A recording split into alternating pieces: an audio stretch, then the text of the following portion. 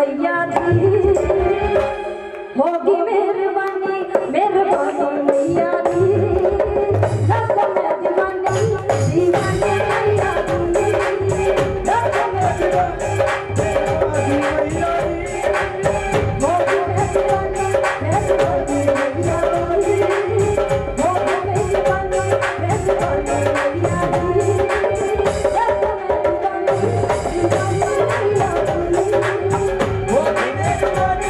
मेहरबानी मैया दी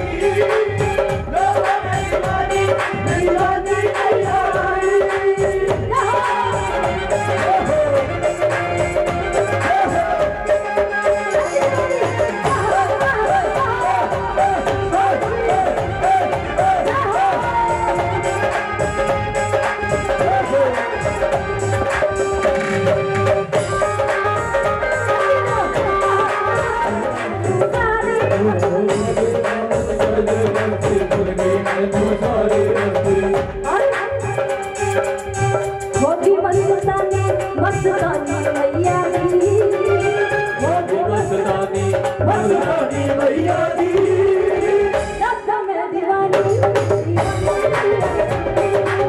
रब में दीवानी दीवानी मैया दी रब में दीवानी दीवानी मैया दी दीवानी दीवानी मैया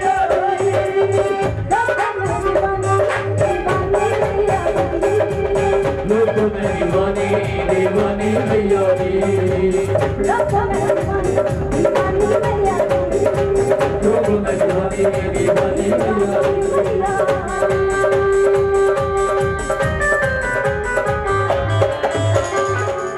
जगाई शेरा वाली हाथ नो तेरे जागे बधाई शेरा वाली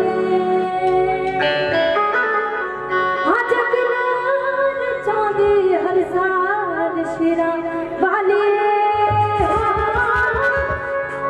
और ताली लगा के क्या कहेंगी एक तो आप तालियां बहुत कम बजा रहे हैं क्या हुआ है थकी अजी थके हैं घर से नहीं ना कोई बात नहीं अगर काम करके भी आए हैं ना घर पे तो आपके साथ दुख दर्द जो है यहाँ पे थोड़ी हो जाएगी जितनी आप हाजिरी भरेंगे ना माँ के दरबार में उतने ही आप स्वस्थ होंगे आज ताली लगा के क्या कहें तेनू तेरी जाके दी बधाई शेरा वाली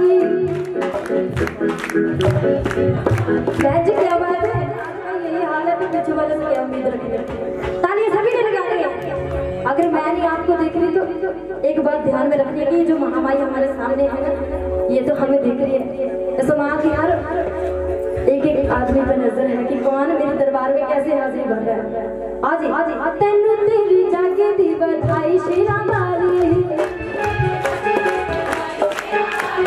तेनू तेरी जाके दी बधाई शेरा वाली सोनी सोनी जोत तेरी जगाई शेरा वाली तेनू तेरी जाके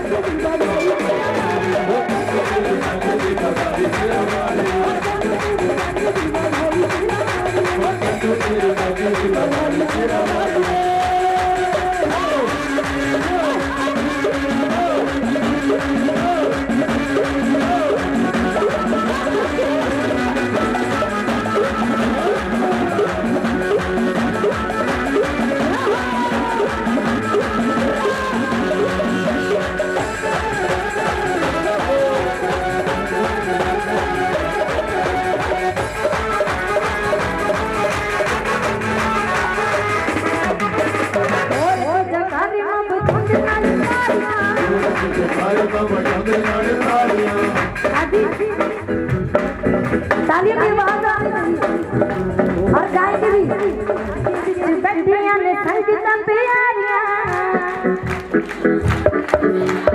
बोल की जकारे मत चंदी नहीं तारियां आज तो हम गाए दुआ लेकिन कि खाए ना हमें आज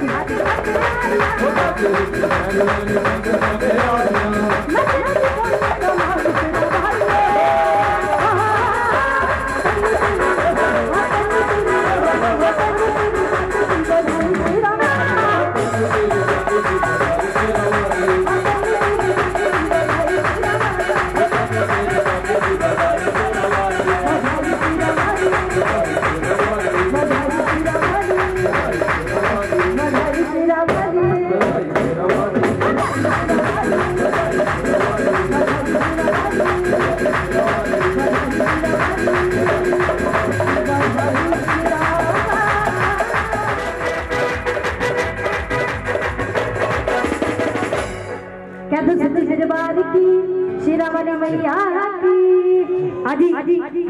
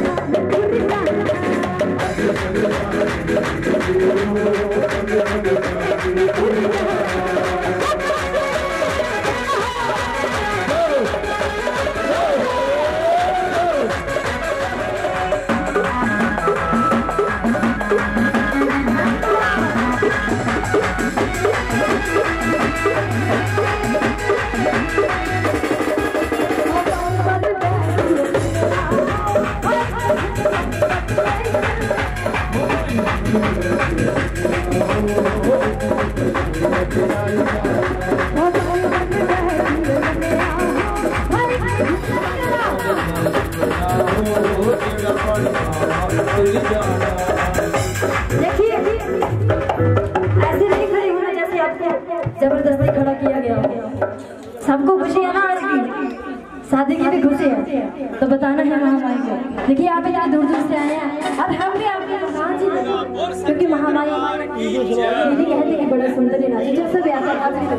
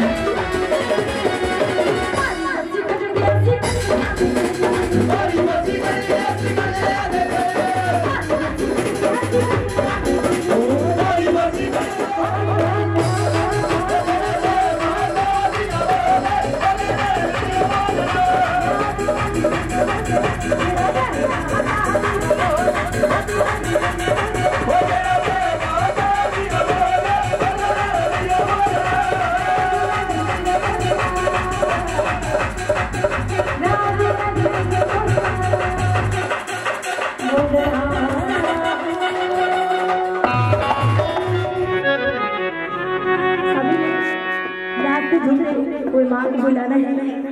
आदि आदि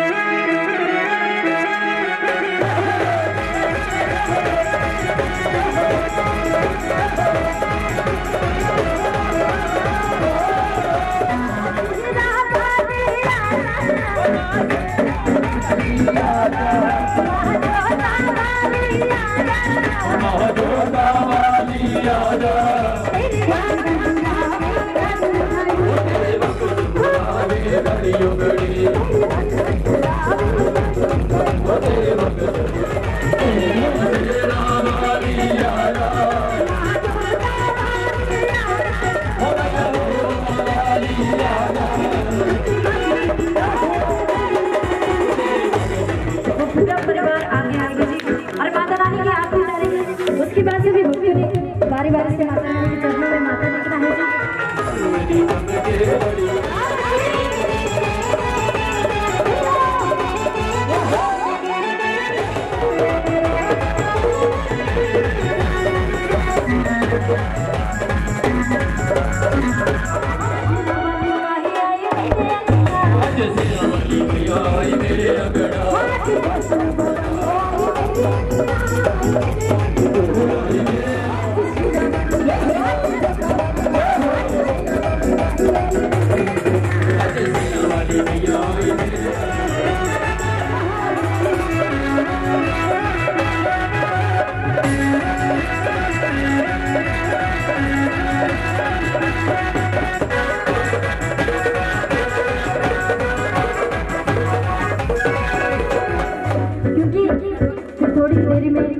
माता रानी वापस चली जाएगी, तो सभी जल्दी से आएंगे और मैया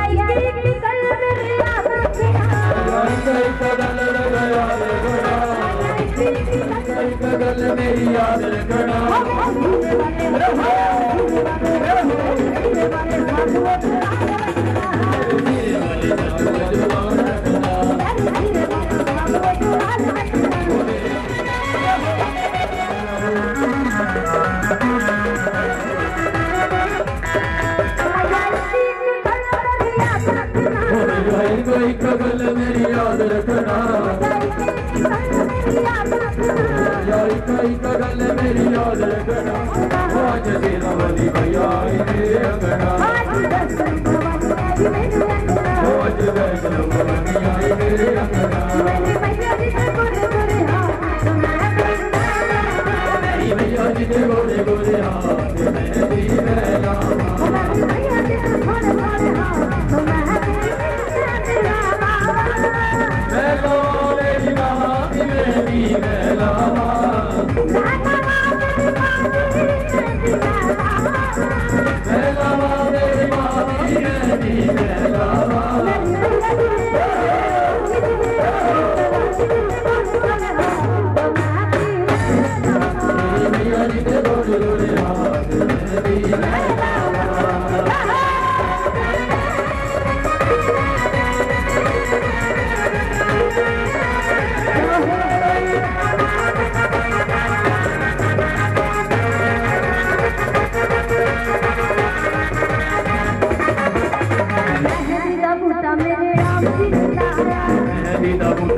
राम जी ने लाया, मेहंदी दा बूटा मेरे राम जी ने लाया। सीता तोरे दो लाड मेहंदी में लाया।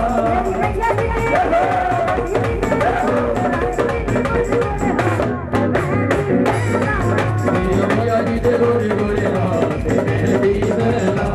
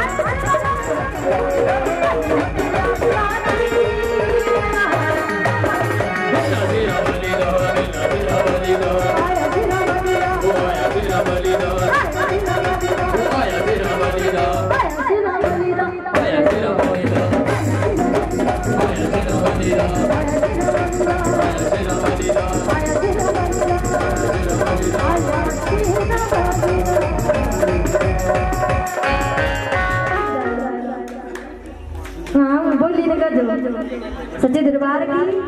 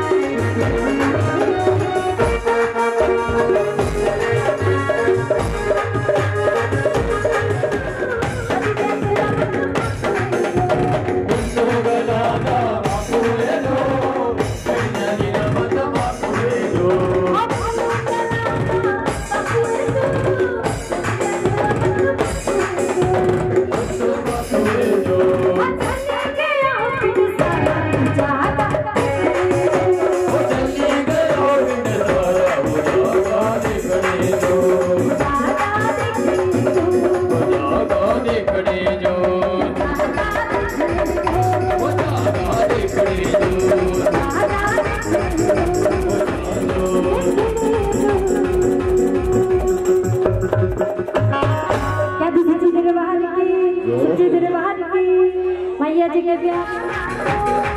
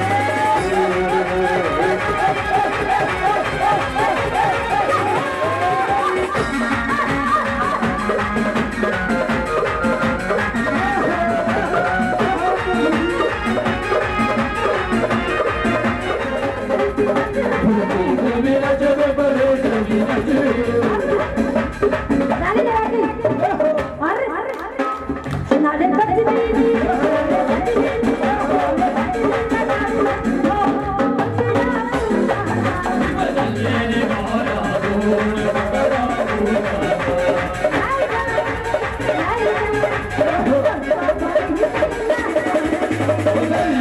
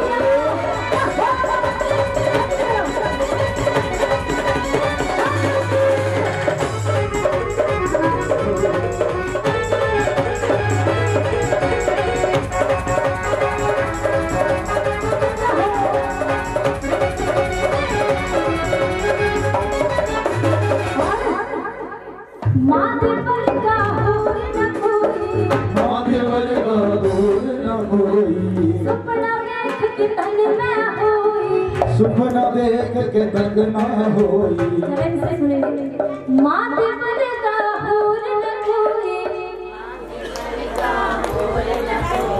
क्या बेली उधर जोड़ ला दो सुपना देख के तन में होई तो है जहां गान दे पे चले माते पर का होर न कोई माते पर का होर न कोई सुपना देख के तंग ना होई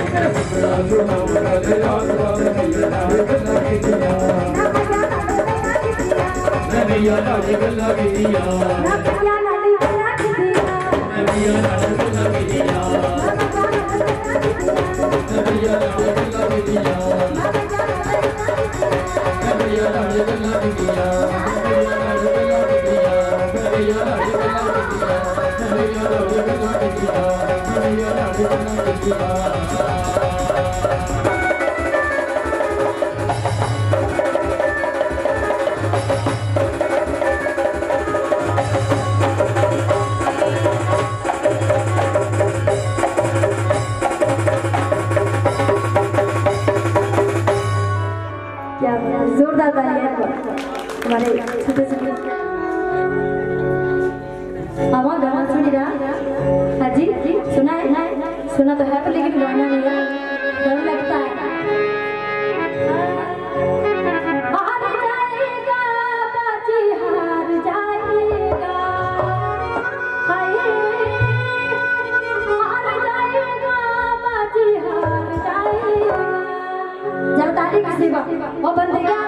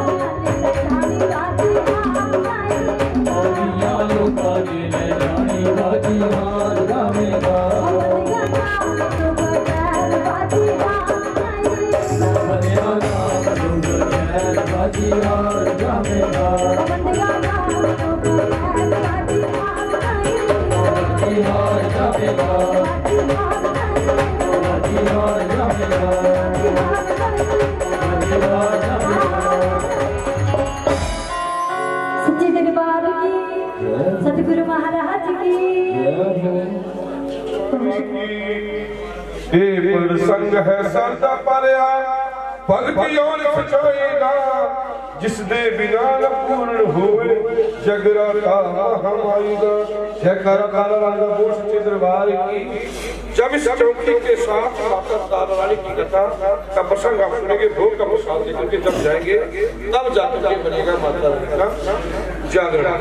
तो कहते हैं कि तारा रानी की कथा सिर्फ उसी भक्त को सुनने के लिए नसीब होती है जिस पर माता रानी की कोई विशेष कृपा सबके लिए नसीब होती है, जिस पर माता की कोई विशेष कृपा। क्योंकि ये जो समय होता है ये बड़ा शुभ समय कहा जाता है। इसमें क्यों कहते हैं ब्रह्म मुहूर्त, और वेदों के अनुसार इस समय को अमृत बेला भी कहते हैं। क्योंकि इस समय सारे देवी देवता पृथ्वी के ऊपर उतरे हुए होते हैं और घूम रहे होते हैं। और कहते इस समय जो पूजा पाठ किया जाता है, अच्छे जो विद्वान लोग होते हैं सुबह 4 बजे से पहले नहा करके फिर ऋषि होते हैं। जिसकी किसी को खुलने वाली हो उसको कहा ऋषि होते हैं। क्योंकि अनुसार एक राजा हरिचंद्र जी हुए कथा के बीच में बताऊंगा मैं, उनको माँ ने वचन दिया है, माता रानी ने स्वयं वचन दिया है राजा हरिचंद्र को कि जो भक्तजन जागरण के बाद माता तारा रानी की कथा को सुनेंगे और भोग का प्रसाद लेकर के जो अपने घर को जाएंगे, माने वचन दिया कि जो भक्तजन तारा रानी की कथा को सुनेंगे भोग का प्रसाद लेंगे उनकी मनोकामना मैं पूरी करूंगा। तो अब आप लोग बैठे हुए हैं, आपकी जो भी कोई मनोकामना हो, कोई अरदास मां से हो, वो सारी अरदास आप मन में धारण करके मन में विचार करके मां के पास अरदास करके तू इन सब भक्तों के ऊपर अपनी कृपा दृष्टि डाल। तू सबके दिल की बात को जाननी है, हाथ की लकीरों को भी देख लेती है, दिल की बात को भी जान लेती है, मस्तक रेखा को पढ़ लेती है। कुमार इन सब भक्तों की मस्तक रेखा को पढ़, इनके दिल में भी जान करके देख, जैसी जैसी किसी की मनोकामना है, जैसी जैसी कोई अरदास मेरे पास है, तो जैसे आज तक तेरे दरबार से कोई खाली नहीं गया, कुमार आज भी कसम है तुझे तेरे भक्तों की, किन भक्तों में से भी कोई भक्तजन तेरे दरबार से खाली ना जाए, सबकी मनोकामना माता रानी पूरी करे। जैसी आज ज्योत तेरी इस आंगन में जली है, इस दरबार ने जलाई है, ऐसी ही खुशियां सबको देना। सब ये मां की ज्योत सबसे पहले और सारा ये कार्य सबसे पहले मां, इसलिए इस मां को जगत जननी भी कहते हैं। जगत जननी का मतलब हुआ कि सारे संसार को रचने वाली, सारे संसार को जन्म देने वाली। उसके बाद मां जातक के सोच के ही द्वारा ब्रह्मा विष्णु और शंकर जी का तो कहते हैं कि भक्त ध्यानु भक्तों को साथ लेकर के माता ज्वाला जी के दर्शन के लिए जाता है। भक्त ध्यानु करते कि अपने साथी संगी साथी इकट्ठे करने और उनको इकट्ठा करके माता के दर्शनों के लिए जाता था, माता ज्वाला जी के दर्शनों के लिए। और सारी रात वहां पे माता के दर्शनों के लिए गए थे, संगत को साथ लेकर के सारी रात माता के नाम का कीर्तन किया। जब सुबह का समय हुआ, जब ऐसा समय हुआ कीर्तन करते करते, तो साक्षात माता ने भक्त ध्यानु को दर्शन दिए। दर्शन देने के पश्चात स्वयं माता ने, मां ज्वाला ने अपने मुखारबिंद से भक्त ध्यानु को तारा रानी की कथा सुनाई। मां ने स्वयं तारा रानी की कथा भक्त ध्यानु को सुनाई कि हे भक्त ध्यानु, जहाँ कहीं मेरा कीर्तन करोगे उस जागरण में अगर आप मेरी तारा रानी की कथा को नहीं सुनाओगे, इस किस्से को नहीं सुनाओगे, तो फिर जागरण अधूरा माना जाएगा। तब से फिर जगराते में तारा रानी की कथा को शुरू किया गया है। जयकारा करके जोता बड़ा वो सच्चे दरबार की मगे प्यार की। राजा स्पर्श का राज हुआ करता था। जो राजा स्पर्श था बड़ा धार्मिक विचारों वाला था, बात का बड़ा भक्ति। राजा के घर में कोई संतान नहीं थी, जिसकी वजह से सूरज भवे दीपक जले हजार शरीर सोचो। तो राजा के हाथ में क्या, स्वप्न में राजा को मां के दर्शन हुए। जब मां के दर्शन हुए तो मां ने कहा कि राजा, मैं तेरी भक्ति के ऊपर बहुत प्रसन्न हूं, बहुत खुश हुआ। अब जो चाहिए वरदान मुझसे मांग लो, जो कुछ आपको कहे वो वरदान आप मुझसे मांग सकते हैं। तो कहते हैं राजा ने दोनों हाथ जोड़े मां के पास, मां से बिगड़ी होगी, ऐसा कहकर के मां अंतर ध्यान। तो राजा के मन में कैसी इच्छा जागी कि जैसी मां मुझे दर्शन दे रही थी, जैसी मेरे स्वप्न में आई, अगर ऐसी कन्या मेरे घर में पैदा हो जाए तो अपने आप को मैं बड़ा शौक इंसान की मंगलाचार हुए। राजा से कन्या जन्मी, जन्मी मंगलवार जी, घर घर दे खुशी मनाई, हुए मंगलाचार जी, मिठाइयां बांटी गई, खुशियां मनाई गई और पंडित करवाई गई। तो क्या क्या भविष्यवाणी की पंडितों ने कि राजन है जो आपके घर में कन्या पैदा हुई है, ये साक्षात माता रानी का रूप, ये साक्षात माता ने जन्म लिया है आपके घर में। और ऐसी चमत्कारी कन्या थी वो कि उसको मां ने दिव्य दृष्टि प्रदान की थी। दिव्य दृष्टि उसको कहते हैं जो आंखें बंद करके सारी बातें बता देती थी। जो भी उसके पास आता था उसकी पिछले जन्म की बात बता देनी, कैसा समय आगे आएगा, कैसा समय बीत रहा था, ऐसी बातें वो कन्या बचपन से ही बता देती। अब राजा का घर जो है खुशियों से भर जाता है। जयकारा चक्की जोतना मर्दा बोल सच्चे दरबार की साले में कहीं लगी अखियों में डूबी तुम्हें ध्यान करे दे माता अखी मिट्टी ने मुझे डर लगता कि गड़न लग गया। जयकारा चक्की जोतना मर्दा बोल सच्चे दरबार की थोड़ा छोटा नहीं बैठना। मैं ताज बोलूं ध्यान करो माता राम जी, ताजी मां बोलो ध्यान करो, ताली भी तुम अखी नहीं बैठनी, ध्यान भी अखी खुली रखनी। जयकारा चलती जोतना बड़ी बोल सच्चे दरबार की, मगे प्यार की।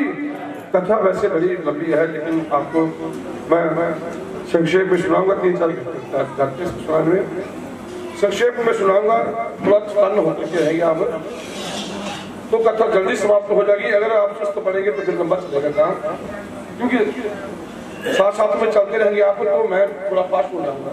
अगर आपको समझ में नहीं आएगी तो फिर मुझे थोड़ा निशाना। जयकारा जगते जोता बल्दा बोल सच्चे दरबार की बचात।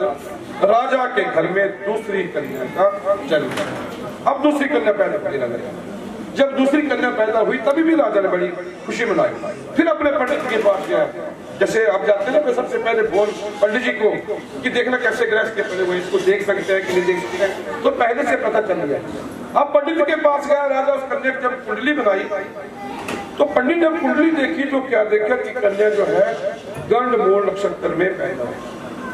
सुने में गंडमूल 5 नक्षत्र होते हैं महीने में, 27 नक्षत्र होते हैं महीने में, 27 नक्षत्रों में 5 नक्षत्र रहते हैं, उनमें अगर बच्चा पैदा हो जाते हैं तो उसको कहते हैं गंडमूल।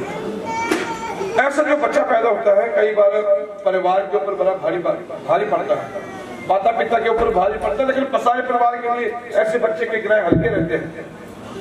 तो जब ऐसी कुंडली देखी पंडितों ने तो भविष्यवाणी की कि राजा ने जो कन्या जो आपके घर में जन्मी है ये ऐसे नीच ग्रहों में पड़ी हुई है, आपने गलती से भी इस कन्या का मुख नहीं देखना। अगर आपने इसका मुख देखा गलती से भी तो आपके ऊपर तो भारी पड़ेगी, लेकिन ये आपकी सारी प्रजा के ऊपर भी बड़ी भारी पड़ेगी। इसलिए आप इसको या तो मरवा दो या कहीं पानी में इसको बहा दो ताकि आप गलती से इसका मुख ना देख। जब ऐसी बात कही पंडितों ने राजा से तो राजा की आंखों से आंसू बहना शुरू हो गए, क्योंकि इंसान को संतान बड़ी प्यारी होती है, बच्चे बड़े प्यारे होते हैं। अपना बच्चा चाहे जैसा मर्जी हो, कैसा रंग हो, कैसा रूप हो, चाहे कितनी गलती करके फिर भी माँ बाप उसको बात।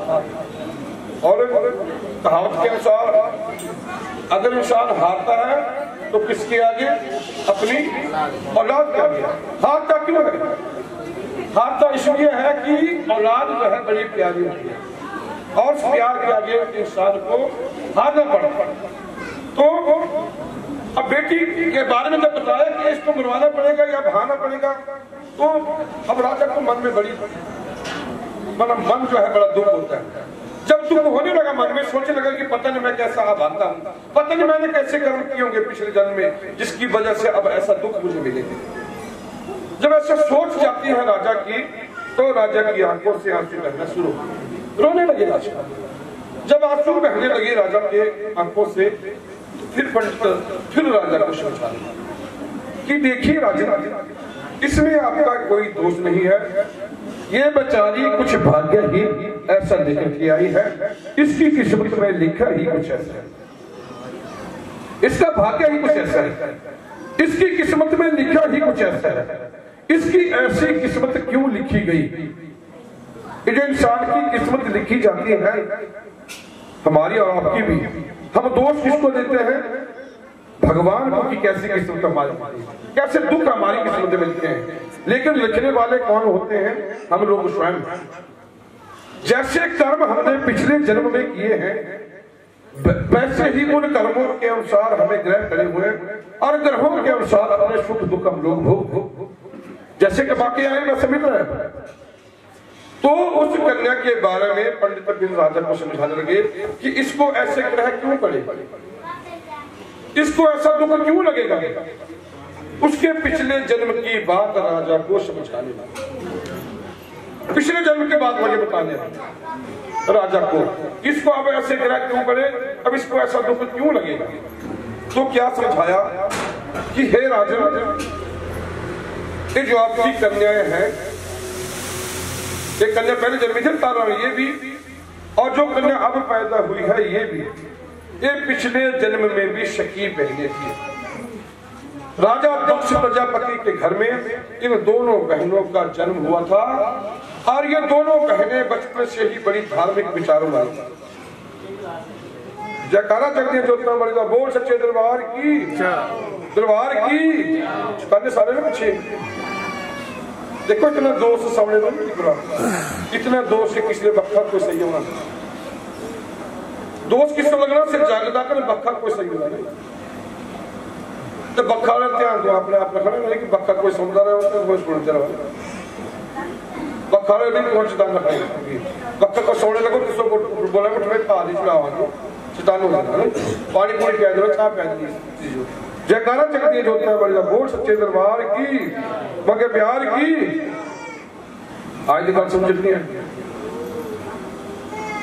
लगा था पता कथा कुछ नहीं थी कि राजा ने जो आपकी कन्याएं हैं पिछले जन्म में भी सखी बहनें थी। दक्ष प्रजापति के घर में इन दोनों बहनों का जन्म होता, और ये दोनों बहनें बचपन से ही बड़ी धार्मिक विचार हुआ।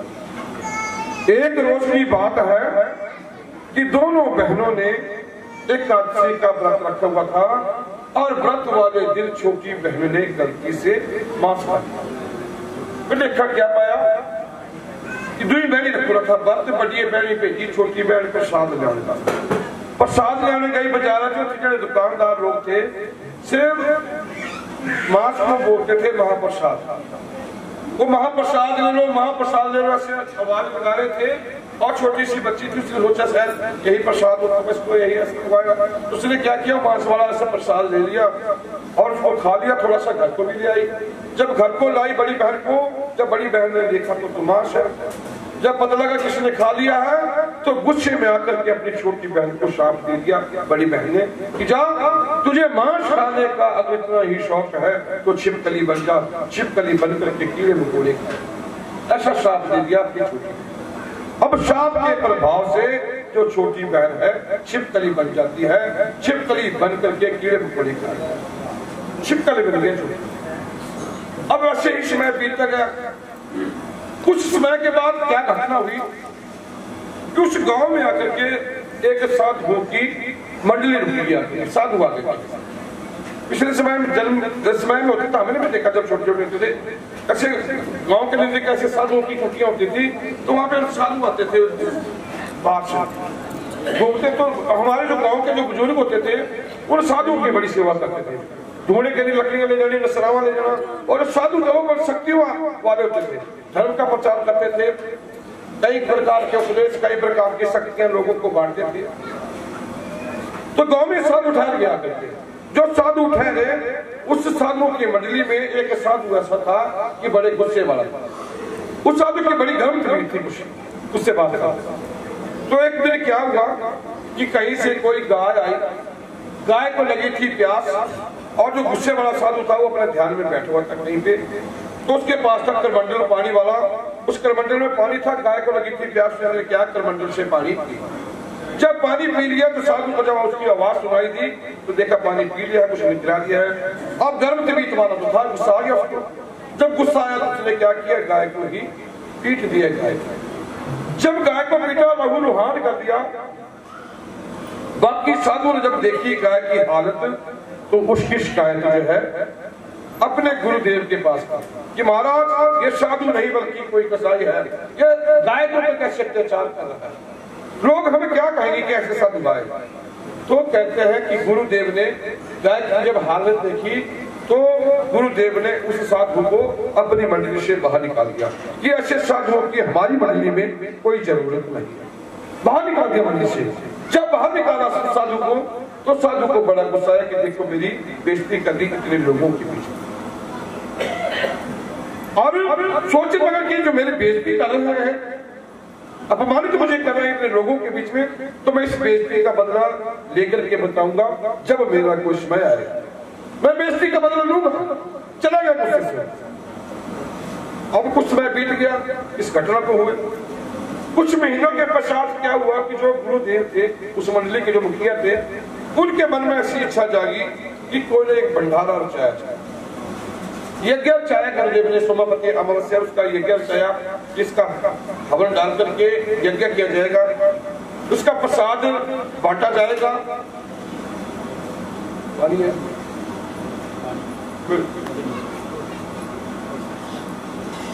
दूर दूर तक निमंत्रण दिया, लेकिन उस साधु को निमंत्रण नहीं दिया जिसको मंडली से निकाला गया, उसको दिया निमंत्रण। जब उसको पता लगा कि ऐसे भंडारा रचाया है, दूर दूर तक निमंत्रण दिया है, मुझे प्रसाद लेने तक के लिए नहीं कहा, तो फिर उसको बड़ा गुस्सा आ गया। पहले गुस्सा आया था और गुस्सा आ गया, सोचने लगा कि मेरी बार बार बेइज्जती कर रहे हैं, मुझे अपमानित किया जा रहा है, तो क्यों ना इस बेइज्जती का बदला ले ही लिया जाए। अब और गुस्सा आ गया मन में। तो जब गुस्सा आ गया, से क्रोध मन में आ गया, तो उसने क्या किया, भंडारे वाले ने जल्दी उठ करके उसने क्या किया, एक बाज का रूप बना लिया। बाज बनाओ साधु, बाज बन करके उसने एक बहुत बड़े सांप को मारा, अजगर को मारा। उस सांप को मार करके अपनी चोंच में उठा करके जिस जगह पे भंडारा बना था, उस भंडारे में एक कड़ाहे में खीर बनाई गई। उस खीर के कड़ाहे में उस सांप को ऊपर से गिरा दिया। जब सांप को गिरा दिया खीर में, वो सांप पड़ा, तो कुदरत की बात देखो, वहां था भी कोई नहीं और किसी की नजर भी नहीं पड़ी सांप का, ये खीर में डाला गया। अब वो साधु उड़ करके बैठ गया, दूर बाज बना था, और सोचने लगा कि अब इस खीर का बन गया है जहर, जो कोई खाएगा वो मारा जाएगा। आज बड़ा तमाशा हो गया, जब इतने लोग मारे जाएंगे तो सारा दोष किसके ऊपर आएगा, जिसने ये भंडारा रचाया हुआ है उसके ऊपर आएगा। अब भंडारा किसने रचाया था, गुरुदेव ने। जब इतने लोग मारेंगे, जब हाहाकार मचेगी, जब खोजबीन होगी, तो गुरुदेव फंसेंगे। लोग मार मार के बुरा हाल जब करेंगे, तब मैं जाकर के बताऊंगा कि किसकी बेइज्जती कैसे की जाती है और उसका बदला कैसे लिया जाता है। ऐसा मन में सोचना। अब कुदरत की बातें को किसी को कोई पता नहीं। अब प्रसाद बांटने का समय आ गया, पकने लग गई, तैयारी होने लगी प्रसाद बांटने की। अब कुदरत की बात देखो, जो छिपकली थी, जिसको शाप दिया था, वो छिपकली उस रसोई घर की दीवार के साथ चिपकी, वो दीवार के साथ ही छिपकली की नजर उस सांप के ऊपर पड़ गई थी जो खीर के बीच में डाला गया था। अब छिपकली सोच रही है कि जो को खीर को खाएगा वो मारा जाएगा, आज बड़ा अनर्थ होगा, गांव का गांव खाली हो जाएगा, अनर्थ होने वाला इस गांव में। तो जब ऐसा सोच गई छिपकली की, तो दीवार के ऊपर से हल्ला मचा दिया, शोर मचा दिया, चिल्लाने लगी दीवार के ऊपर से कि इस प्रसाद को मत मार। अब किसका ध्यान छिपकली की तरफ ना जाए। अब तो आवाज सुनाई न गई, आवाज पड़ भी जाए तो किसको क्या पता छिपकली बेचारी क्या बोले। वो तो बेचारे पूछ के साथ ऐसे इशारे में करें कि इसको मत बांटो। अंत में शिवकली समझ जाती है, नहीं मेरी बात को समझ रहे हैं, मेरे इशारों को समझ रहे हैं, अब मैं क्या। फिर उसको पिछले जन्म की बात याद आई। शिवकली को आई पिछले जन्म की बात क्या याद आई कि अगर किसी खाने की चीज में छिपकली पड़ जाती है तो उसका भी क्या होता है, जहर बन जाता है। उस चीज का क्या होता है, जहर बन जाता है। इंसान उसको भी नहीं खाते। अगर आपको पता लग जाए भी किसी चीज में सब्जी या कैसी कोई बनाए हुए चीज उसमें छिपकली पड़ जाए तो हम लोग नहीं खाते उसको, क्योंकि वो भी जहर बन जाता है। तो छिपकली के मन में ऐसी भावना जागी कि अगर मैं इस खीर के कड़ाहे में पड़ जाऊं, मैं छलांग लगाऊं और मैं यहाँ पे पड़ जाऊंगी तो पड़ते ही मैं मर जाऊंगी। उबलाइए खीर, पड़ते ही मर जाऊंगी। जब मैं मर जाऊंगी मैं फिर बांटने के काबिल नहीं रहेगी, फिर ये लोगों में नहीं बांटी जाएगी। इतने लोगों से मरने से अच्छा है कि मैं ये अपने प्राण काट। जयकारा ताला लगा बोल सच्चे दरबार की खीर के कड़ाहे में छलांग। जैसे ही छिपकली खीर के कड़ाहे में पड़ी, जो रसोई थे बोटी जो हमें खड़े थे सबकी नजर पड़ गई छिपकली के ऊपर, पड़ते ही बेचारी मर गई। जैसे बड़ी तो चारों ओर हल्ला मच गया, एकदम खबर फैल गया कि खीर के कड़ाहे में छिपकली पड़ चुकी है, अब ये प्रसाद बांटने के काबिल नहीं रहा। दौड़े दौड़े गुरुदेव के पास गए। जब गुरुदेव को पता लगा कि ऐसा हो चुका है तो गुरुदेव को गुस्सा गया और गुस्से में आकर के उस छिपकली को ही शाप। ये बड़ा नीच काम किया है, इतने लोगों को बुलाया है, क्या प्रसाद बांटेंगे। बड़ा गुस्सा गया और शाप दे दी छिपकली को। और शाप देने के पश्चात इस खीर को कहीं पे पलट दो, इसके बीच में कुछ और बना देते। और जैसे ही भक्तों उस खीर को पलटने लगे तो बीच में क्या निकला, वो सांप, वो छिपकली। जब वो छिपकली देखी तो पड़ी थी, लेकिन सांप कहां से आई उनकी समझ में नहीं आ रहा है। सांप कब पड़ा तो हमने देखा नहीं। जब ऐसा मन में सच्चे फंसे सांप को देखा तो समझ गए कि छिपकली और सांप के बीच में हो न हो कोई संबंध हो। जयकारा जगदीश जोतना बड़ेगा बोल सच्चे दरबार की जितानो हो गया। बस थोड़ी बच्ची का था, नींद लगी जोर वाली, माँ से थोड़ी सी अरदास करेंगे। हम भी ऐसा करते हैं, लगातार चले वो जगाते रहते हैं। दिन को ड्यूटी करने पड़ती है, रात को जगाता करना पड़ता है। तो जब ऐसा ध्यान रखता है तो नींद का तो मां को करते कि माँ भक्तों ने बुलाया है तेरे जागरण करने के लिए, थोड़ी शक्ति और माथा दो तो माँ सब काम अपने आप करवाती है। जयकारा चलती है जो बोलता बोल सच्चे दरबार की।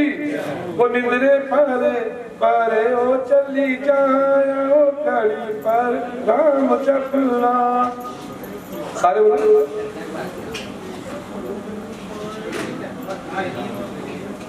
वो निंदरे परे परे ओ चली जाओ खड़ी पर राम जपना। वो निंदरे परे परे ओ चली जाओ खड़ी पर राम जपना। वो भूल बन जा श्री राम ओ काट जाने मेरे रंग में। भूल बन जा श्री राम काट जाने मेरे रंग में। जयकारा बोल सच्चे दरबार की। जब ऐसी अरदास करेंगे मां से तो आज की बात छोड़ो, अब तो कल भी नहीं देगी। ये बात प्राप्त करवाती है सारे कार्य। और कई लोग हैरान हो जाते हैं और हम इतने विद्वान थोड़ी कि तेरा गुणगान कर सके, तेरे ऐसे नाम को जप सके। तमाम भक्तों हमने ऊपर विश्वास किया है, तो इस विश्वास को कायम रखने के लिए आपको हमारे साथ चलना पड़ेगा और इस कार्य की आप जिम्मेवार हैं। आपके नाम से बुलाया हमें कौन चाहता है। अगर हम मां का नाम ना जपते होंगे या कथा न करते होते, ऐसे भजन न करते तो हमें कौन जानता। आपके नाम के करने से हमें बुलाया तो इस कार्य की जिम्मेवार आप करने। तो भक्तों ये अपने आप सारी सहायता करती है। सारी बातें हमने कहीं सीखी थोड़ी, अपने आप बताती है सारी बातें।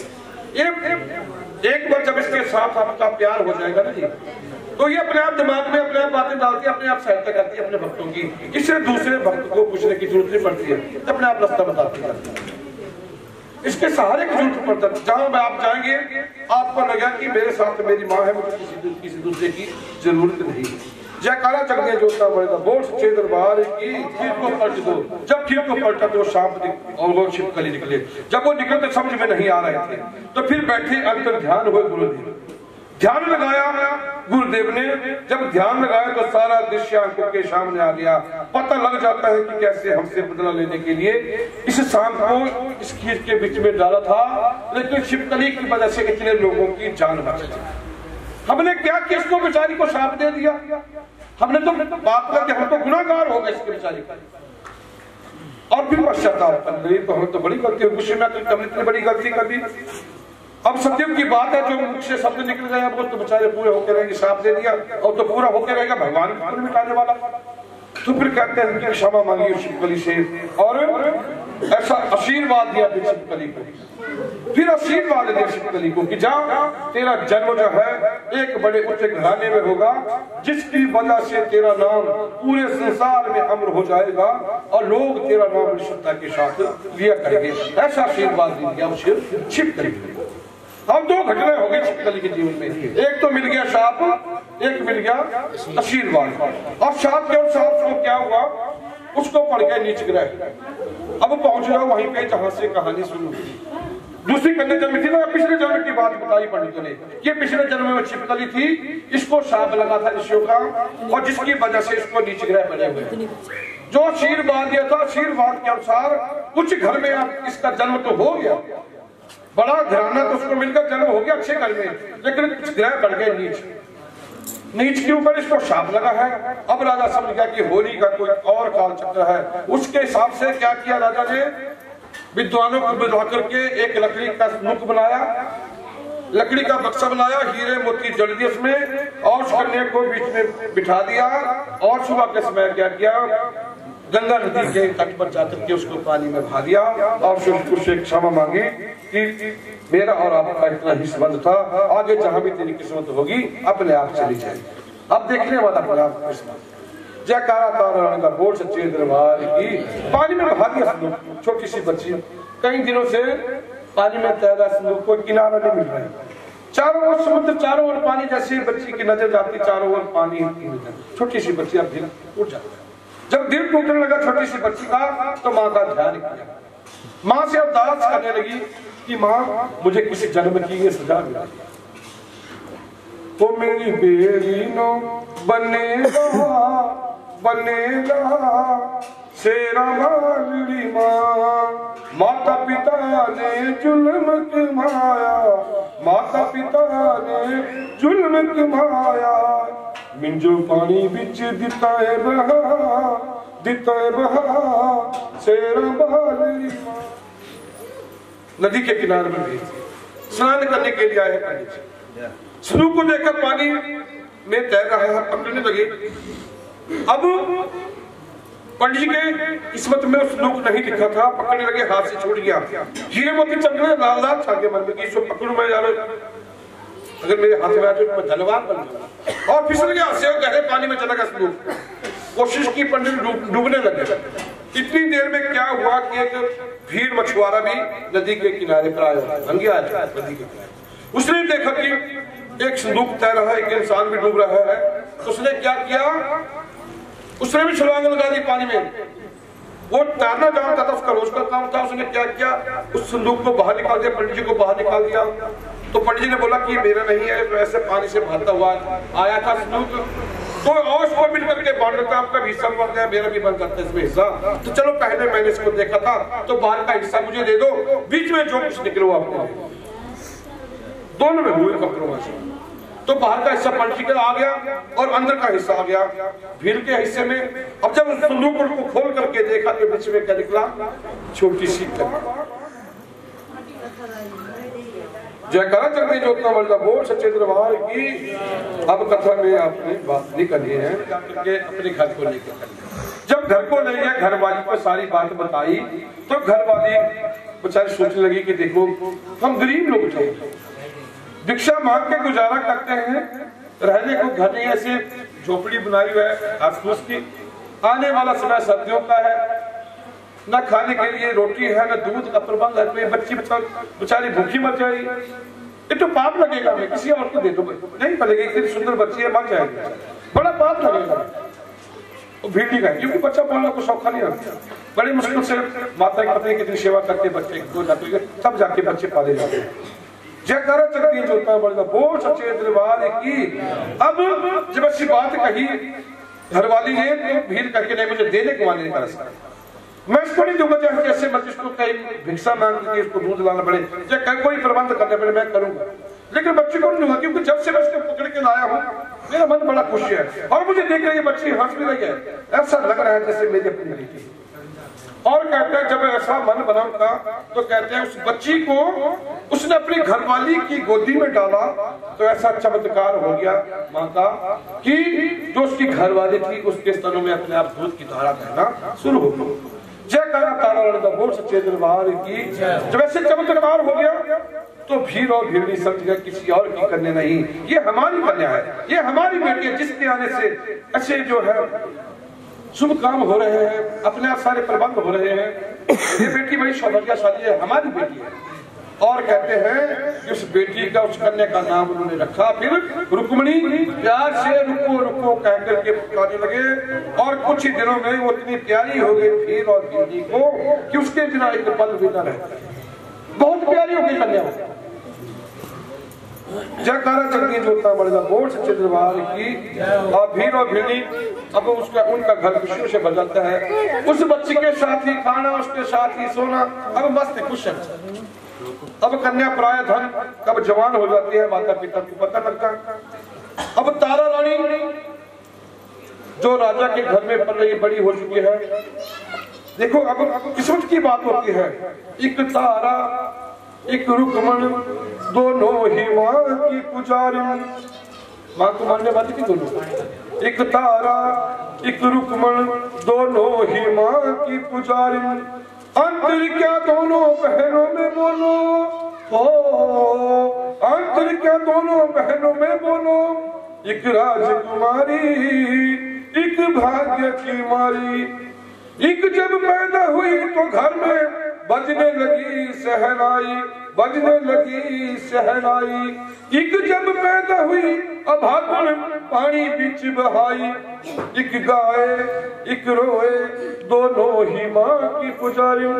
तो किस्मत अपने अपनी, एक रात सुख भोग रही है, जब पैदा हुई बड़ी वाली तो मिठाइयां बांटी गई, मंगलाचार खुशी मनाई गई, जब दूसरी पैदा हुई तो अब उसको पानी में बहाना पड़ा। किस्मत अब तारा रानी बड़ी हो चुकी है, जवान हो चुकी है, राजा की जब जवान हो चुकी है निश्चित बात है कि माता पिता को विवाह की चिंता होती है। अब तारा रानी का विवाह जो है, रिश्ता जो है, हरिपुर गुलेर का राजा एक हरिचंद, उसके साथ तारा रानी का रिश्ता तय हुआ। जब तारा रानी का रिश्ता तय हुआ तो तारा रानी जान जाती है, मैंने आपको बताया था कि तारा रानी को कैसी एक शक्ति थी, माँ की ऐसी कृपा थी उसके ऊपर कि वो सारी बातें जान लेती, भगवान को मानने वाला नहीं है। तो फिर कहते हैं कि तारा रानी ने माता पिता से ऐसी शर्त रखी कि मैं शादी तब करूंगी जिस इंसान के साथ मेरी शादी होने वाली है उसको मुझे 2 वचन देने पड़ेंगे। पहले वचन के अनुसार जिस इंसान के साथ मेरी शादी होगी उसको वचन देना पड़ेगा कि जिस घर में मैं ब्याह करके जाऊंगी उस घर में एक माता का मंदिर बनवाया जाएगा, माँ का मंदिर होना चाहिए वहां पे, और उस मंदिर में मैं पूजा पाठ करूंगी, उसमें रोक नहीं होनी चाहिए किसी की। और दूसरी शर्त के अनुसार कि मैं माता को मानने वाली हूँ, मुझे लोगों के घर में भी जाना पड़ता है माँ का गुणगान करने के लिए, मैं लोगों के घर में भी जाती हूँ माँ का गुणगान करने के लिए। जब शादी हो जाएगी तो फिर वो बोलेगा मैं राजा हूँ, मैं लोगों के घर में कैसे जाऊंगा गुणगान करने के लिए, तो मैं नहीं भेजूंगा, तो ऐसी रोक टोक अगर होगी तो मैं शादी नहीं करूंगा। तो कहते हैं कि राजा ने दोनों शर्तें मानी, मैं मंदिर बनवाऊंगा माता का, आप पूजा पाठ करें जो मर्जी करें, लेकिन आप मुझे नहीं कहें, क्यों, मैं माँ को नहीं मानता हूँ, मैं भगवान को मानने वाला नहीं हूँ। तो तारा ने बोला से आपको कोई लेना, मैं पूजा पाठ करूंगी, आप मानो चाहे ना मानो, और ना मैं रोकूंगा, चलो आपका जी करे माँ का गुणगान करे, मुझे बनने वाला, लेकिन मैं आपके साथ नहीं जाऊंगा। वचन दे दिया और तारा रानी की शादी हो जाती है, विवाह हो गया तारा रानी, अब गुस्से से उनकी जिंदगी बीत रही है। अब दूसरी तरफ जो रुक्मणी है भीड़ के घर में जो पल है वो भी बड़ी हो चुकी, जवान हो गया, अब उसके विवाह की चिंता होने लगी माता पिता को। अब उसका भी रिश्ता तय हो गया। उसी राज्य में उस रुक्मिणी का भी रिश्ता तय हो गया। कहाँ पे?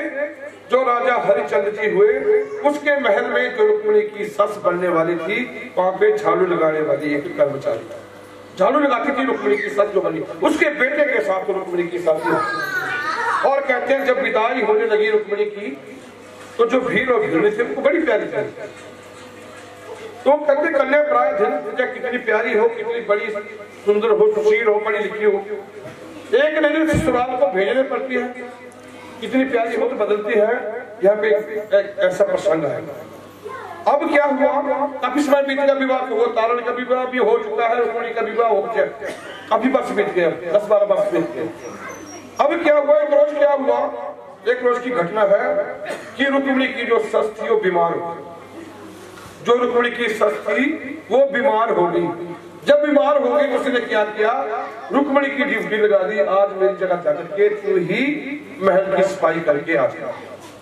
जब लगाने जाती थी राजा के घर में, अब रुक्मिणी को भेजा उसने, क्योंकि उसने बीमार हो गई। जब बीमार हो गई तो रुक्मिणी को भेजा महल की सफाई करने के लिए। अब रुक्मिणी गई बेचारी महल की सफाई करने के लिए। सुबह सुबह जाती थी, जब जाती थी बाकी साथियों के साथ गई, अंधेरा था, सारा काम किया उसने जैसे उसकी सासू माँ ने बताया, सारा काम किया उसने। सारा काम करने के पश्चात वो घर को जब वापस आने लगी तो दिन हो चुका था। जब वापस आने लगी तो क्या देखा उसने? रास्ते में एक बहुत ही सुंदर महल था, एक बड़ा सुंदर भवन था। बहुत हाल में एक मंदिर बना हुआ था। वो मंदिर बनाया था राजा ने तारा रानी के लिए। जो तारा रानी थी, मैंने आपको बताया उसको दिव्य दृष्टि थी। तो उस दिन क्या था? मंगलवार था, और मंगलवार के दिन तारा रानी माता काली की चौकी भरती थी, चौकी लगाती थी। उस दिन बड़े लोग आते थे, भक्त थे। उस दिन लोग आते थे तारा रानी के पास बड़े दूर दूर से। जब भक्तजन इकट्ठे हो जाते हैं माता के दरबार में, ऐसे जैसे हम इकट्ठे हुए हैं, जब इकट्ठे होते हैं तो अपने आप ही माता के नाम के जयकारे लग जाते हैं, अपने आप ही गुणगान शुरू हो जाता है। चौकी लगाई जा रही थी तो उस गेट के जब हाल को देखा, रुक्मिणी ने सुंदर भवन को देखा, तो रुक्मिणी का भी मन किया कि मैं भी यहाँ पे जाऊं। जैसे भक्तजन बैठे हैं, तालियां बजा रहे हैं, गा रहे हैं, जयकारा जल्दी जोड़ता बोल बोल सच्चे दरबार की के नाम की भेंटें करेगा। रुक्मिणी का फील करे कि मैं भी जाऊं वहां पे नाचूं जैसे भक्तजन बैठे हैं। तो थोड़ा जाने से डर लगे उसको। डर क्यों लगे? कि वो गई थी नहीं, और सोचने लगी कि ये महल है राजाओं के, इतने बड़ा भवन है, यहाँ पे शायद बड़े बड़े लोग आते होंगे, और मैं झाड़ू लगाने वाली कहीं चलेगी, अंदर कोई पकड़ के बाहर निकाल ले, तू कहाँ आगे झाड़ू लगाने वाली? डर लगता है जैसे अब हम यही कर रहे हैं यहाँ पे माता को जाना ही। कोई पखला आदमी जाए तो उसको कई बार अच्छा लगती चीज तो सोचे कि मैं भी जाऊं, फिर अपने आप मन में कुछ वहम हो जाता है कि अगर मैं जाऊं ऐसा नहीं, ऐसा समझे कि पत्नी कौन आ जाए। हालांकि चाहे बैठा करके उसकी शिकायत करेंगे, लेकिन उसको तो बेचारे को वहम हो जाता है, नहीं जा पाता इंसान। तो कोई डर लगे उसको कि मैं जाऊं ऐसे नहीं पकड़ के बाहर निकाल दे, छोड़ने को मना न करे, जाने से डर लगे। तो रुक्मिणी ने क्या किया कि गेट के बाहर बैठ की, जैसे यहाँ बना ना गेट, तो गेट के बाहर बैठ की बेचारी, वही बैठ करके तालियां बजा रही माता के नाम का कीर्तन करे। जब वो कीर्तन संपन्न हुआ तो फिर क्या हुआ? उसके बाद लगा प्रसाद बांटने। जब प्रसाद बांटने लगा तो प्रसाद कौन लगी बांटने? स्वयं तारा रानी लगी प्रसाद बांटने। प्रसाद बांटा, पहले उस हाल के अंदर प्रसाद बांटा, बांटते बांटते जैसे गेट के पास पहुंची तो क्या देखा? एक औरत बाहर बैठी।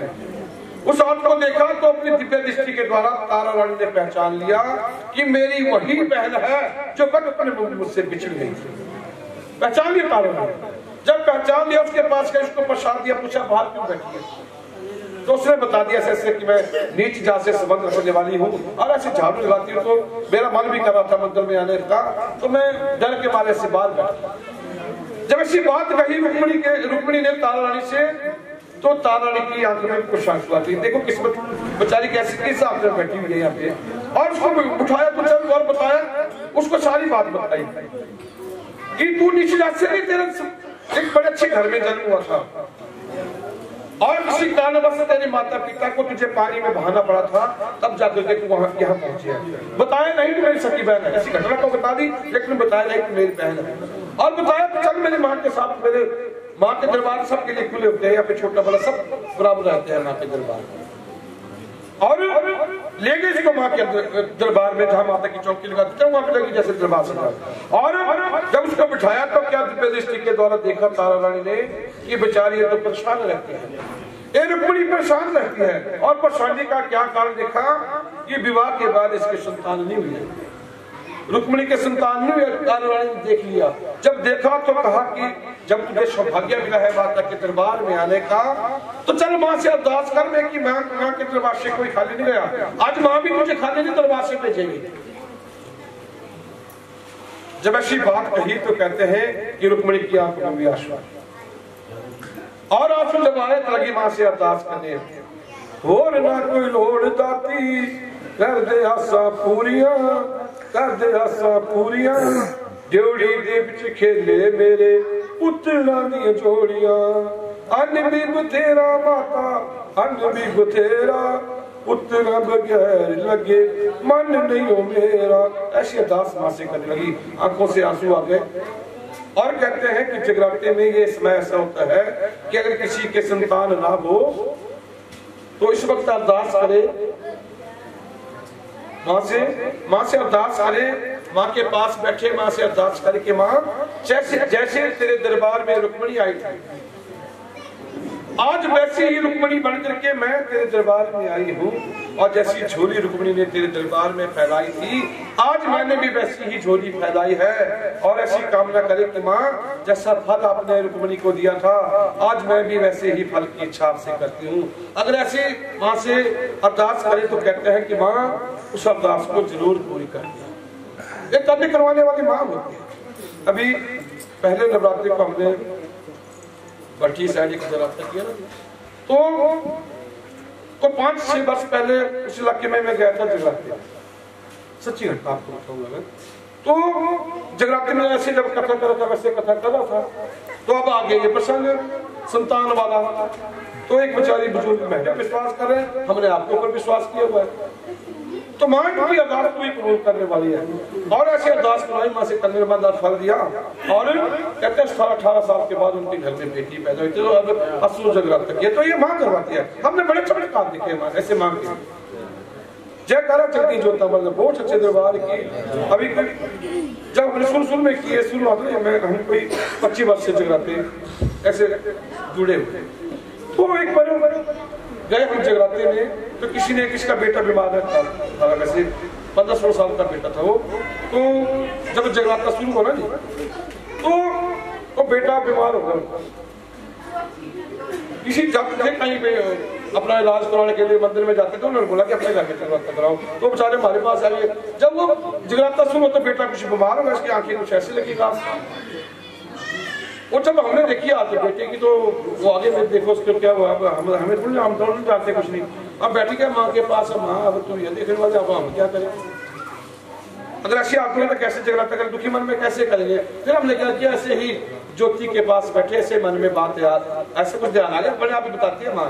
और हमने क्या किया, ऐसे ज्योति में से खीर लिया ना ज्योति में से, और उसके ऐसे मुंह में मल दिया, ऐसे मल दिया।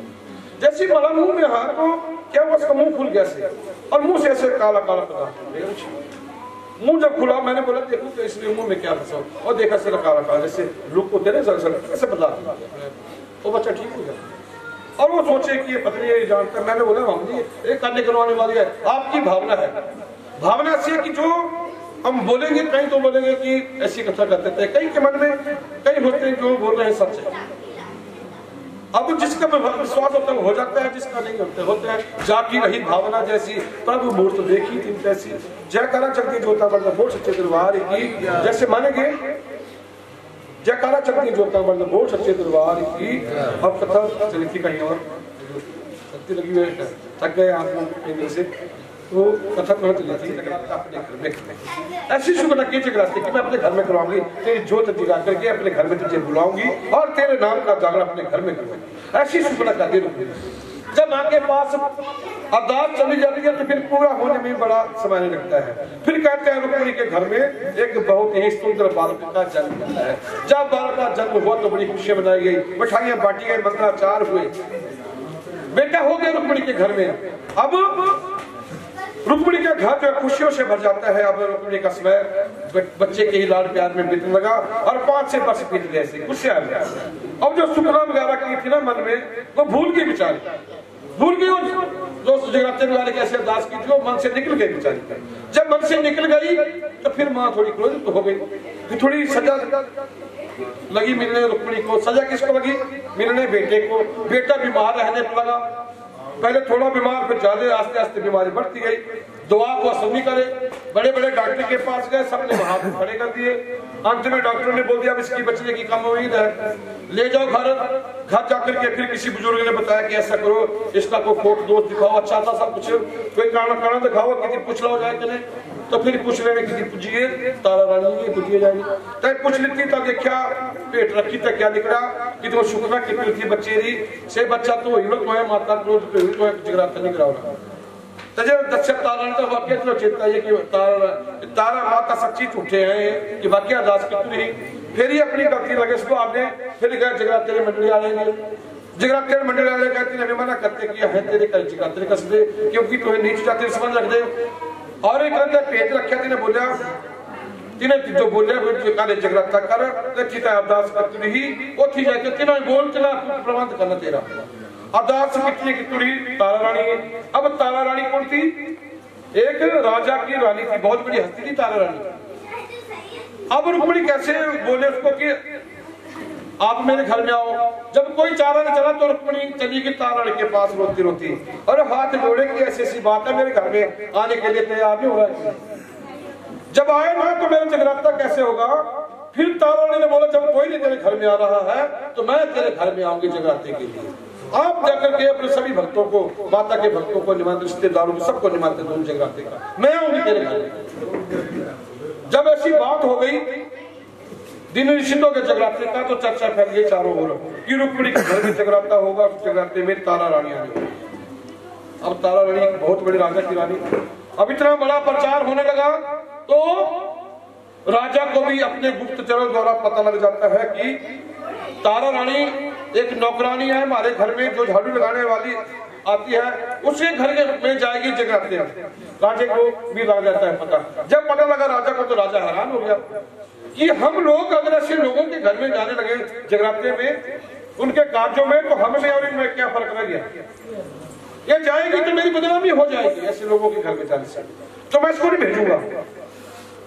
अब वचन दिया था उसको विवाह के समय कि मैं तुझे रोकूंगा नहीं, तो एक समय अब ऐसा आ गया। अब राजा सोच लगे मुझे क्या पता था कि इतना ऐसा है कि ऐसे लोगों के घर में जाने को तैयार हो जाए। अब वचन का पक्का था राजा, अब वचन के अनुसार उसको नहीं रोक सकता था, तो राजा ने सोचा कि मैं ऐसी चाल चलूंगा जिससे तारा रानी जगराते में जा ही ना पाए। तो राजा ने क्या किया, जगराते वाले दिन तारा रानी जब भी जगराते में जाती थी तो सबसे पहले पति से आज्ञा लेती थी, चाहे उसको वचन दिया था लेकिन आज्ञा लेती थी। उसने भी आज्ञा लेने के लिए तैयारी हो रही थी, अभी जाने की तैयारी हो रही थी, तो क्या किया राजा ने, तलवार लेकर के एक बहुत बड़ा फट मार दिया अपने जंगल के ऊपर। जख्म हो गया, बहुत गहरा जख्म हो गया जंगल के ऊपर। जब फट मारा तो क्या हुआ, सारा शरीर खून से लथपथ हो गया। तारा रानी आई इजाजत लेने के लिए, उधर राजा को लगी हुई है चोट। जब खून देखा तारा रानी ने तो तारा रानी का हृदय कुछ कांप जाता।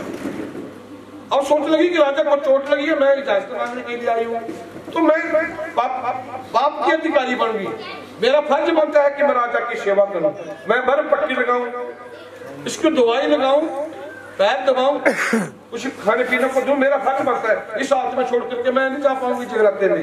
उधर मैंने रुक्मिणी को बोला कि घर में आऊंगी, लोग इकट्ठे होंगे वहां पे, फिर उसकी बदनामी हो जाएगी, इधर मैं छोड़ नहीं सकती हूँ, अब क्या करूं।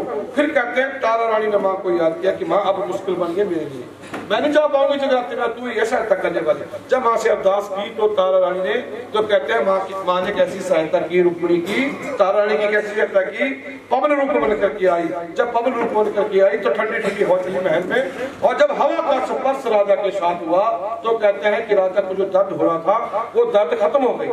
पीड़ा खत्म हुई राजा की, जो खून बह रहा था खून बहना बंद हो गया और राजा का शरीर इतना हल्का हो गया जैसे फूल होता है। और ऐसी नींद लगी राजा को जैसे कितने दिन से पता नहीं सोया ही नहीं। बैठे बैठे ही राजा को नींद आ गई और सो गया पलट पे। जैसे राजा सोया, तारा रानी समझ गई कि मेरी मां की इजाजत खुल चुकी है, तू जगराते में जा सकती। लिटा दिया राजा को, सो गया बेचारा चादर उड़ा करके।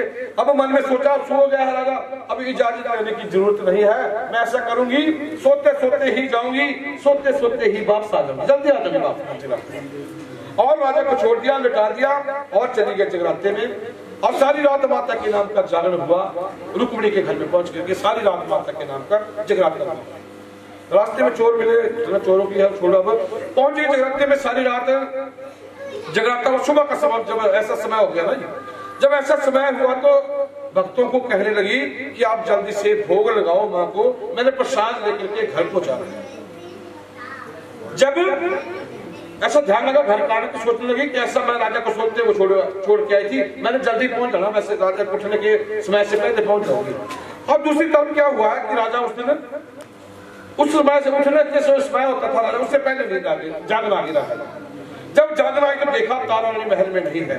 अब ध्यान आ गया कि तारा रानी जगराते में जाना था, हो न हो तारा रानी जगराते में ही गई होगी।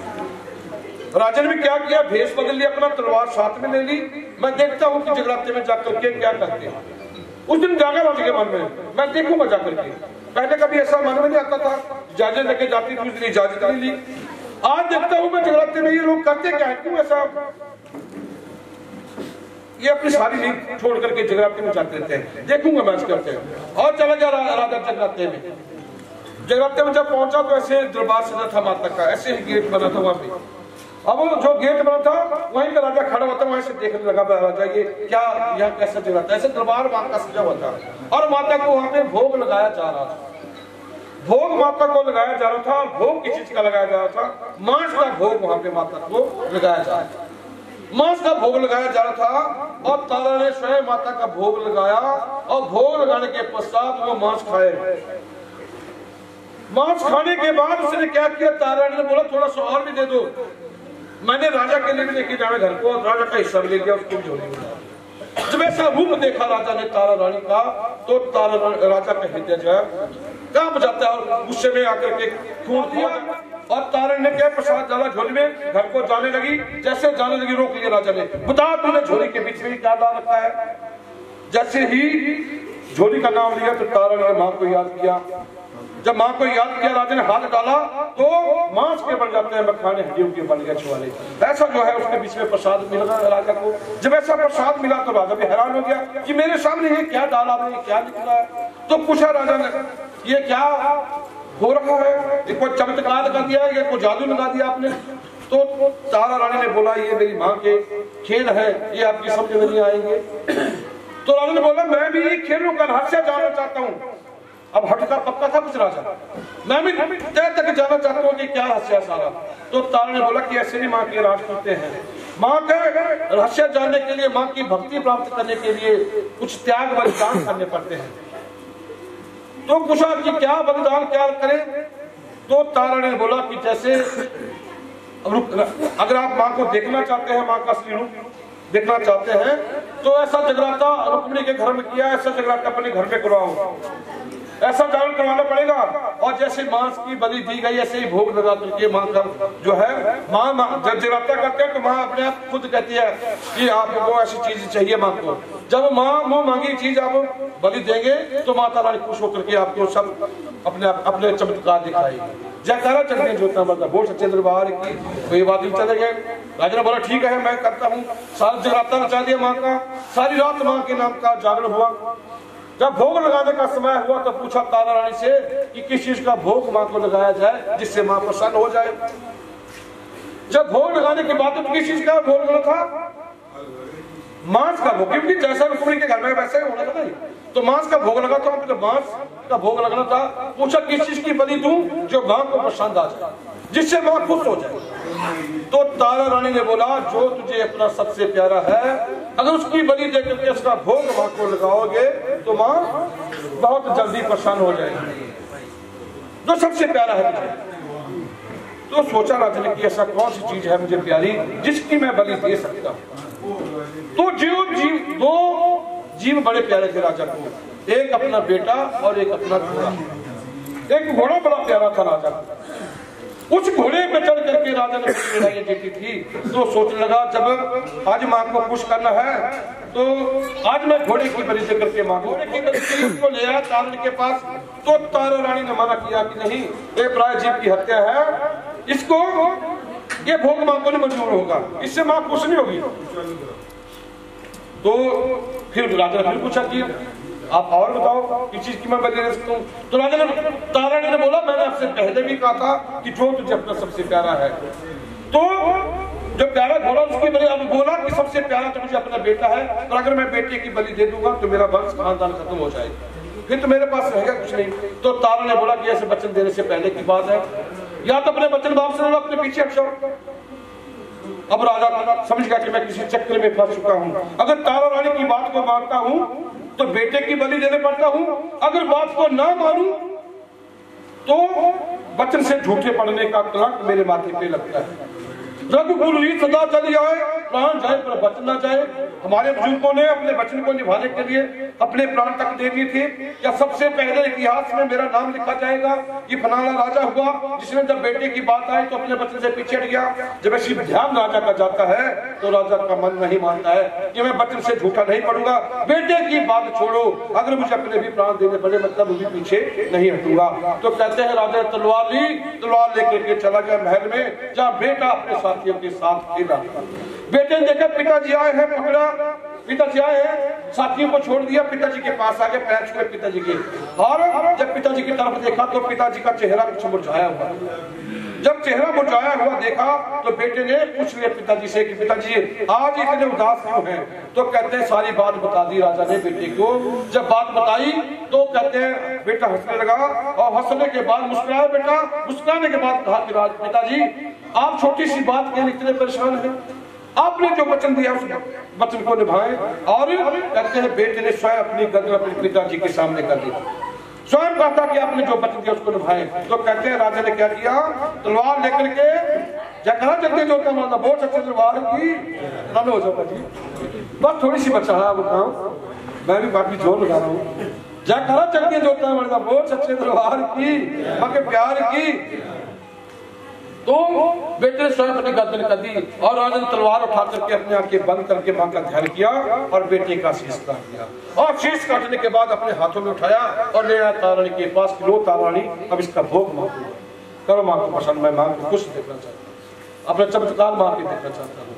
तो जब ऐसे देखा तारा रानी ने तो तारा रानी भी हैरान रहेगी कि जिस बेटे के बिना एक पल बिना रहते थे और उस प्यारे बेटे की बलि दे करके मां को राजा खुश कर रहे थे।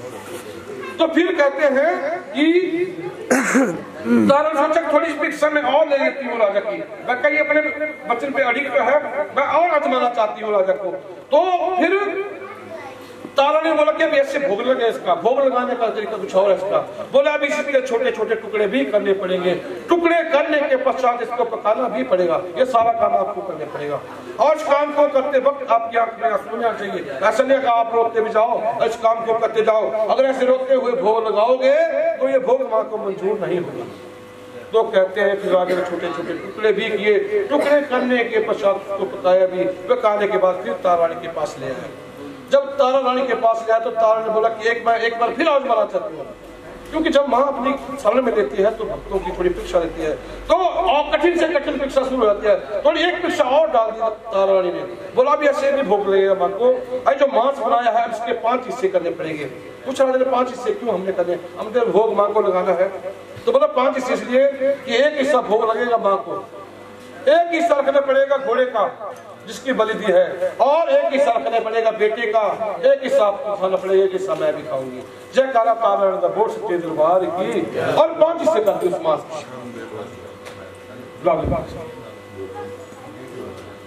जयकारा चलते जोतना मतलब बोल सच्चे दरबार की। जगदिया जोगता वाली माता तेरी सदा ही जय, उच्चे पवन वाली माता तेरी सदा ही जय। 5 हिस्से नहीं, अभी नहीं, अभी भोग लग रहा है माता। जयकारा जगदिया जोगता वाली बोल सच्चे दरबार की।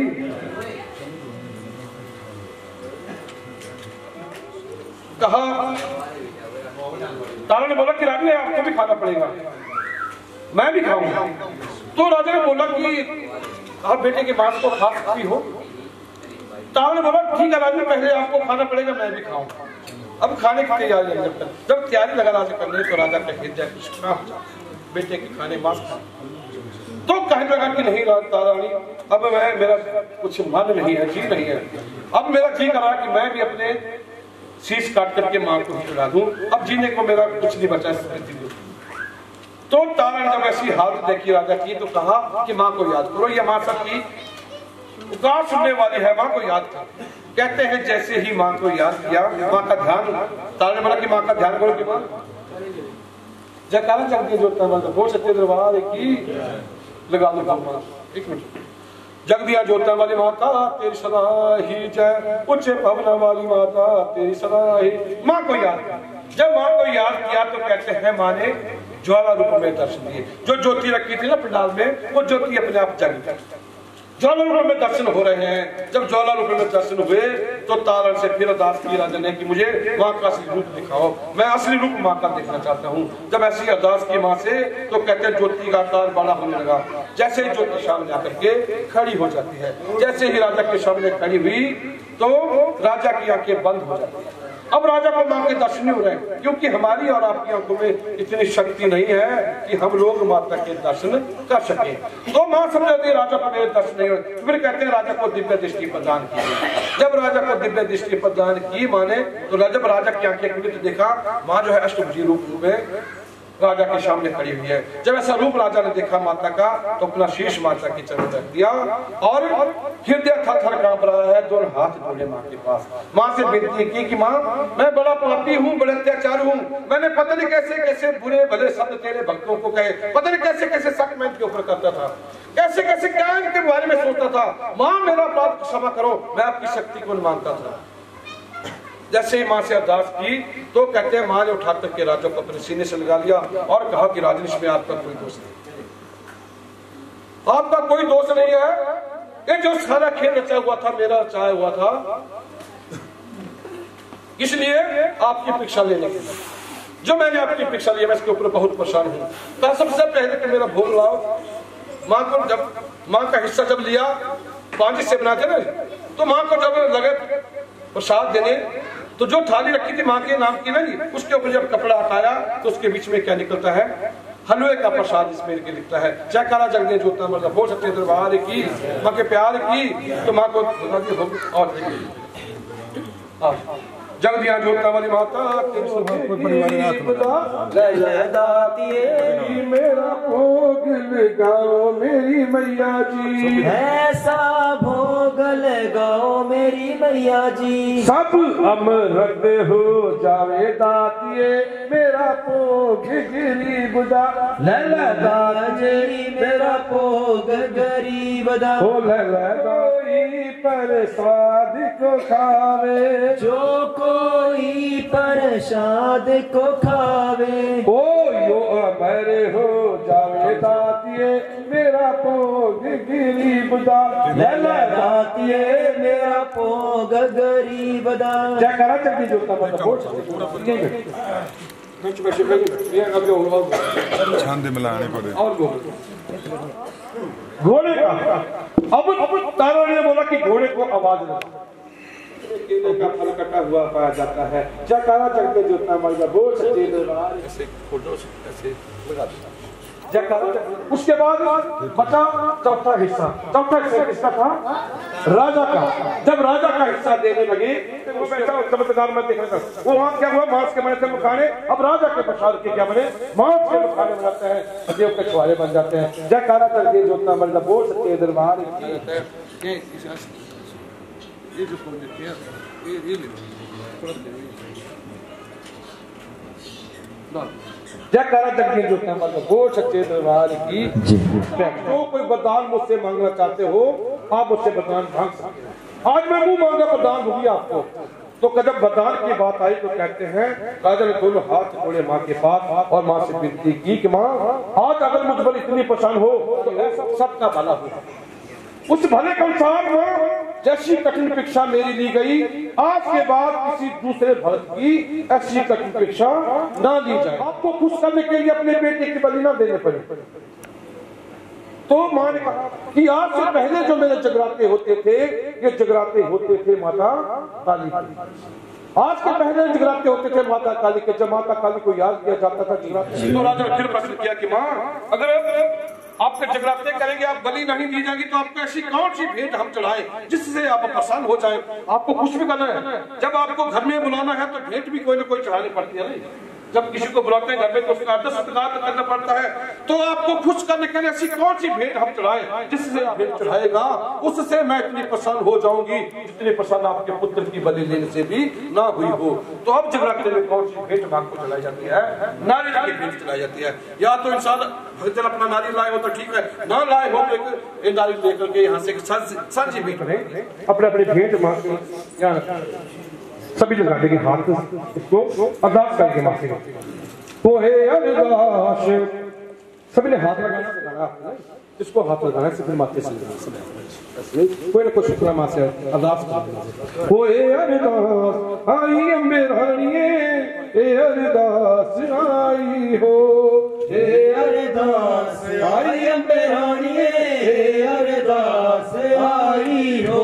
तेरे बच्चों की अरदास, तेरे भक्तां की अरदास, तेरे बच्चों की अरदास, तेरे भक्तां की अरदास, तेरे भक्तां की अरदास मां दे सुख चरणा दे पास, तेरे भक्तां की अरदास मां दे सुख चरणा दे पास। माता सुखो सुख बरसाई इन्हां दे घर विच वादे पाई, माता सुखो सुख बरसाई इन्हां दे घर विच वादे पाई, इन्हां दे घर विच वादे पाई, इन्हां दे गोदी लाल खलाई, इन्हां दे घर विच वादे पाई, इन्हां दे गोदी लाल खलाई। ओ हे अरदास आई अम्बे रानिए, अरदास आई हो, हे अरदास आई अम्बे रानिए, अरदास आई हो। बेटा ले ले मेरी मां लमियां बावां करके, बेटा ले ले मेरी मां लमियां बावां करके, बेटा ले ले मेरी मां लमियां बावां करके, बेटा ले ले मेरी मां लमियां बावां करके, बेटा ले ले मेरी मां लमियां बावां करके। ओ हे अरदास आई अम्बे रानिए, हे अरदास आई हो, हे अरदास आई अम्बे रानिए, हे अरदास आई हो।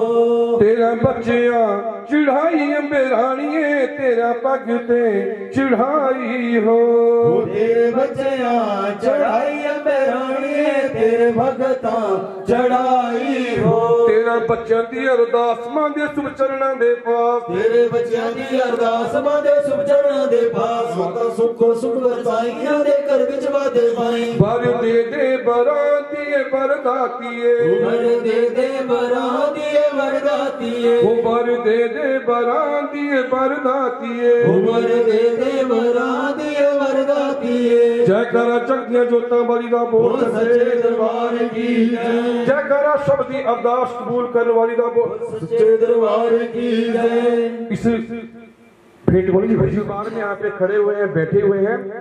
इन भक्तजनों ने बड़ी श्रद्धा पूर्वक तेरा जगराता सुना, तेरी कथा सुनी। जैसे जैसे हम इन भक्तों को कहते गए सारे काम इन भक्तों ने वैसे किए।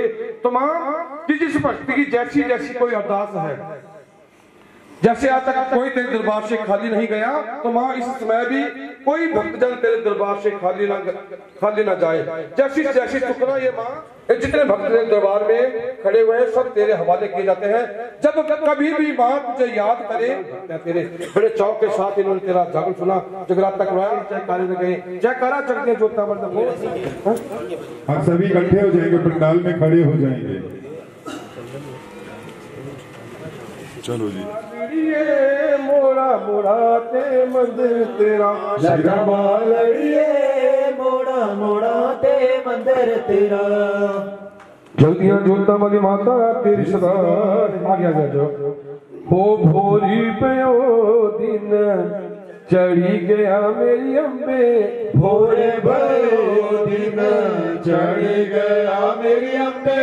हो रही जय जय कारी मंदिर बिच आरती जय मां, जगदियां जोता वाली आरती जय मां, ऊंचे पवना वाली आरती आरती जय मां। काहे दी मैया तेरी आरती बनावा, काहे दी मैया तेरी आरती बनावा।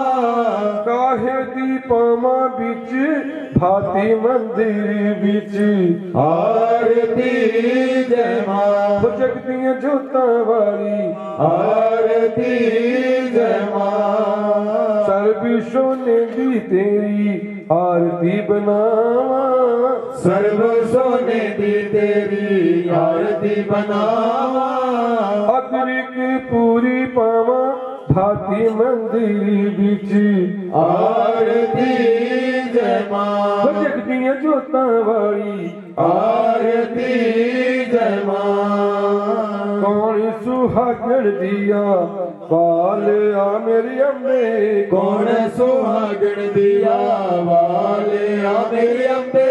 कौन जागेगा सारी रात मंदिर बिच आरती जय मां। जगदियां जोतां वाली आरती जय मां। सर्व सुहागण दिया बाल आ मेरी अम्बे, सर्व सुहागण दिया वाल आ मेरे अम्बे। ज्योति जागेगी सारी रात मंदिर बिच आरती जय मां। जगदियां जोतां वाली आरती जय मां। सिमर चरण तेरा धनु यस गावे, सिमर चरण तेरा धनु यस गावे। जो ध्यावे मैया फल पावे, जो ध्यावे मैया फल पावे। रख भगतां दी लाज मंदिर बिच आरती जय मां। जगदियां जोतां वाली आरती जय मां। उच्चे पवना वाली आरती जय मां। जुग जुग जीवे माता जमुए दराजा, जुग जुग जीवे माता जमुए दराजा। जुग जुग जीवे माता हरिचंद राजा, जुग जुग जीवे माता हरिचंद राजा। जिन्हें तेरा पावन बनाया जंगल बिच आरती जय मां। जगदियां जोतां वाली आरती जय मां। पान सुपारी माता ध्वजा बेनरेला, पान सुपारी माता ध्वजा बेनरेला। ओ पहलड़ी पेट चढ़ाई मंदिर बिच आरती जय मां। जगदियां जोतां वाली आरती जय मां। जुग जुग जीवे माता तेरे ये भगत, जुग जुग जीवे माता तेरे ये भक्ति जय मां। जगदियां जोतां वाली आरती जय मां। रसे बसे माता तेरी ये संगत, रस बसे माता तेरी ये संगत। रसे बसे माता तेरे ये भगत, रस बसे माता की आरती जय मां। ऊंचे पवना वाली आरती जय मां। माता ज्वाला रानी आरती जय मां। माता चिंतापूर्णी आरती जय मां। माता नैना देवी आरती जय मां। माँ संतोषी देवी आरती जय मां। माँ ब्रजेश्वरी देवी आरती जय मां। माँ चामुंडा देवी आरती जय मां। माता वैष्णो रानी आरती जय मां। माता मनसा देवी आरती जय मां। माता शीतला देवी आरती जय मां। माता कुलचा रानी आरती जय मां। माता पिंडी रानी आरती जय मां। क्या करो जगदियां जोतां वाली दा बोल सच्चे दरबार की जय। क्या करो सब मेरी मनोकामना पूर्ण करने वाली दा बोल सच्चे दरबार की जय। जयकारा सतगुरु दा बोल सच्चे दरबार की जय। जयकारा नंदी बीर जी दा बोल सच्चे दरबार की जय। जयकारा भैरव बाबा जी दा बोल सच्चे दरबार की जय। जयकारा पूर्ण हरि दा बोल सच्चे दरबार की जय। जयकारा नरसिंह बलिए दा बोल सच्चे दरबार की जय। जयकारा ब्रह्मा विष्णु महेश जी दा बोल सच्चे दरबार की जय। जयकारा बंके बिहारी लाल दा बोल सच्चे दरबार की जय। बोल सच्चे दरबार की जय। जयकारा वीर बजरंगे हर हर महादेव।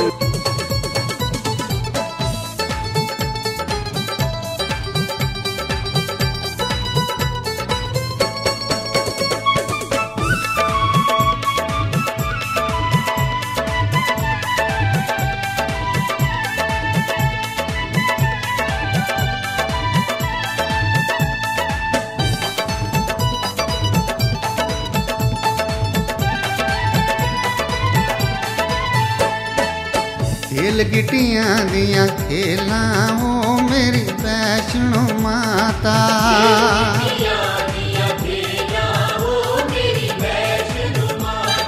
खेल गिटियां दियां खेलां हो मेरी वैष्णो माता।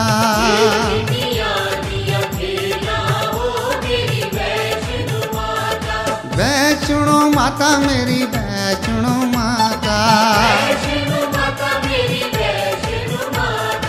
वैष्णो माता मेरी वैष्णो माता।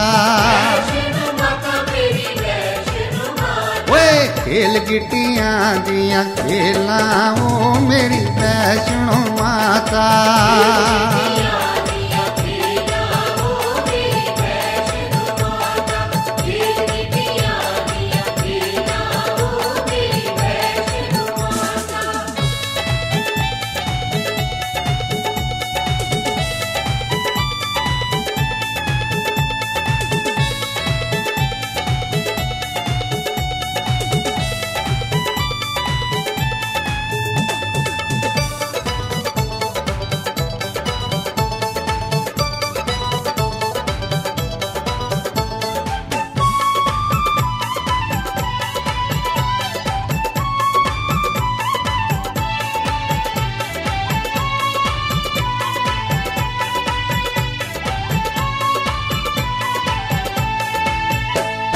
पहली पहली खेल मां ज्वाला मैया खेल दी। पहली पहली खेल मां ज्वाला मैया खेल दी। जीत गई जीत गई जीत गई वो मेरी वैष्णो माता।